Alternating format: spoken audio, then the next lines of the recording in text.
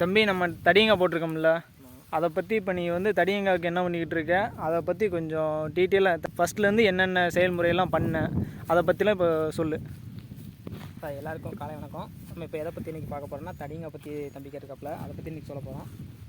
ஏற்கனவே நம்ம இந்த தடியங்காயில் போட்டு வந்து கொஞ்சம் இது எடுத்தாச்சு. எங்கே போட்டிருக்கீங்க?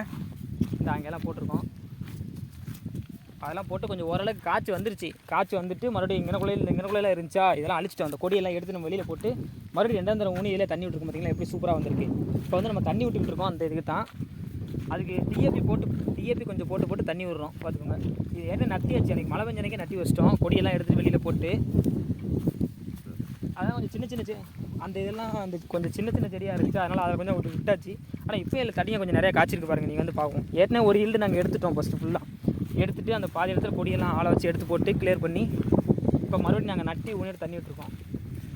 இப்போ தடியங்கால வந்து ஒரு செடி இருக்குல்ல, ஒரு செடி வந்து எத்தனை காய் வந்து தரும்? ஒரு செடியில் குறைஞ்சபட்சம் 5 காய் இல்லை 6 காய் கூட வரும். நல்லா காய்ச்சா 10 காய் கூட வரும் அதிகபட்சமாக. பார்த்துக்கோங்க. ஒரு காய் வந்து குறைஞ்சது 5 கிலோலேருந்து ஒரு 8 கிலோ 9 கிலோ வரைக்கும் இருக்குது. பார்த்துக்கோங்க. நம்ம ஒரு 5-6 கிலோவில் பிடிங்கிடணும். ஒரு காய் எந்த ஸ்டேஜில் இந்த காமிக்கிற பாருங்க. இந்த ஸ்டேஜில் பிடிங்கிட்டோம். இந்த காய் வந்து விளைஞ்சிச்சா இல்லைன்னு எப்படி தெரியும்னா, இந்த காய் மேலே வந்து இந்த மாதிரி சாம்பல் இந்த மாதிரி வெள்ளை கலரில் படிக்கும். சாம்பல் கலரில் படிஞ்சிச்சுன்னா காய் வந்து விளைஞ்சிச்சுன்னு அர்த்தம். உங்களுக்கு நல்லா விளைஞ்ச காய் காமிக்கிறாங்க வாங்க.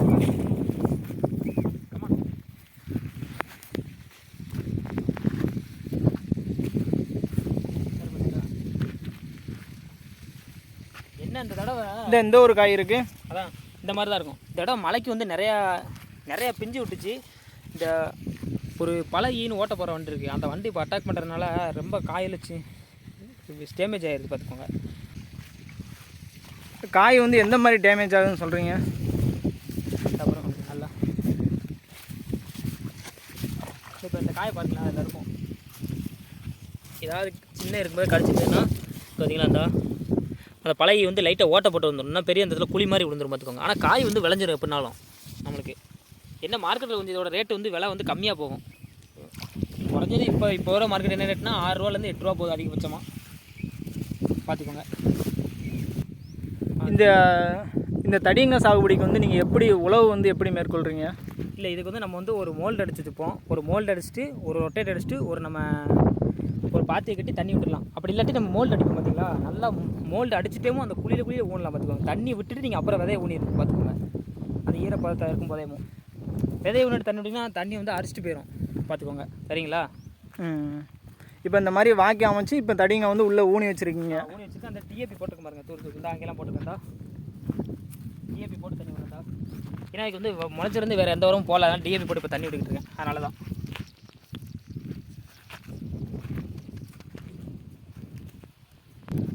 இப்போ வந்து இதுக்கு களை மேலாண்மையில் நீங்கள் என்ன மாதிரி மருந்து அடிக்கிறீங்க? எப்படி களை ஆள் விட்டு எடுக்கிறீங்களா? களை வந்து நாங்கள் ஆள் விட்டு எடுத்துக்கிறோம். இப்போ ஊனிட்டு சுற்றி ஒரு 2 களை எடுத்துவிட்டா போதும். நம்ம 2 களை மட்டும் எடுத்துகிட்டா போதும். அப்புறம் கொடி பரவிடும். அதனால் ஒன்றும் பிரச்சனை இல்லை. 2 களை எடுத்துகிட்டு உரம் வச்சு டிஏபி பொட்டாசு அதில் கலந்து இப்போ ஒரு தடவை டிஏபி போட்டோன்னா ஆமாம் அடுத்து இன்னொரு 10-15 நாள் கழிச்சு பொட்டாசு யூரியா டிஏபி 3 மிக்ஸு கலந்து ஒரு உரம் வச்சுட்டா போதும். அப்புறம் ஒரு பூ மருந்து அப்புறம் ஒரு புழு மருந்து அடிச்சுக்கணும். பார்த்துக்கோங்க. அவ்வளோதான். காய் பிடிக்கும்போது குட்டி காயாக இருக்கும்போது ஒரு பூ மருந்து அப்புறம் ஒரு புழு மருந்து அடிச்சிட்டா போதும். மற்றபடி எந்த இதுவும் தேவையில்லை. அவ்வளோதான். பார்த்துக்கோங்க. அவ்வளோதான். ஈஸியான மாசூல் தான் இது. நல்லா ரொம்ப கஷ்டமாலாம் கிடையாது. நல்லா மாசூல் பண்ணலாம். விதையும் வெறும் 350 ரூபா அவ்வளோதான் இருக்கும். ஒரு பாக்கெட் விதை வாங்கினாலே போதும் நம்மளுக்கு. நம்ம ஈஸியாக அந்த காஸ்ட் எடுத்துடலாம். ஒரு ஏக்கருக்கு வந்து எவ்வளோ பாக்கெட் விதை வாங்கணும்?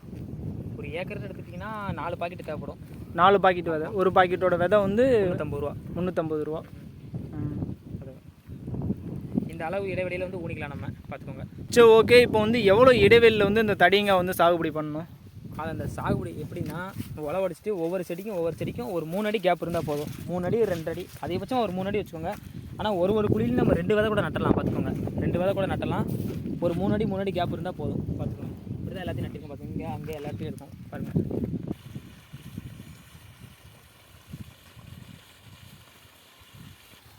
இந்த தடியங்காய் நட்டி முடிச்சுட்டு நீங்கள் அதுக்கு இந்த நீர் பாய்ச்சறதெல்லாம் எப்படி பாய்ச்சுவீங்க? எத்தனை நாளைக்கு ஒரு தடவை?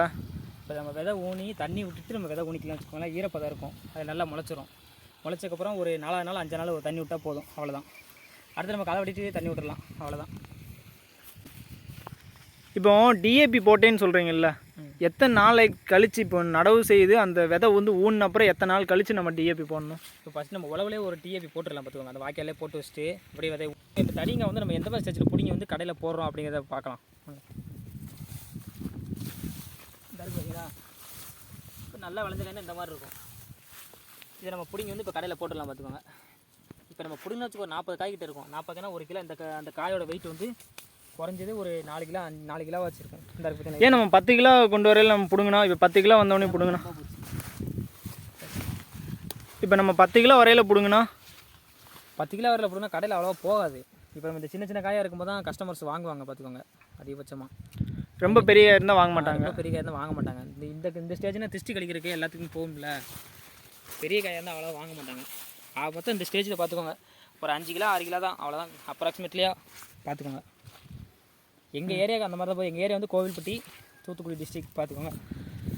இப்போ தடியங்காய் போகிறது வந்து விவசாயிகளுக்கு வந்து லாபம் இருக்குமா லாபம் இருக்காதா? கண்டிப்பாக லாபம் இருக்கும். லாபம் இல்லாமல் இருக்காது. நம்ம என்ன இதை கொண்டு போய் நம்ம அழிக்கிறோம். உங்கள் மார்க்கெட் வந்து பக்கத்தில் இருக்கணும். அப்போ நம்ம தான் கரெக்டாக இருக்கும் பார்த்துக்கோங்க. அனைத்து விவசாய பெருமக்களுக்கும் நன்றி, வணக்கம். சரிங்களா? மறக்காமல் எங்களோட சேனலை வந்து சப்ஸ்கிரைப் பண்ணுங்கள். முடிஞ்ச அளவுக்கு எங்களுக்கு வந்து ஆதரவு தெரிவிங்க.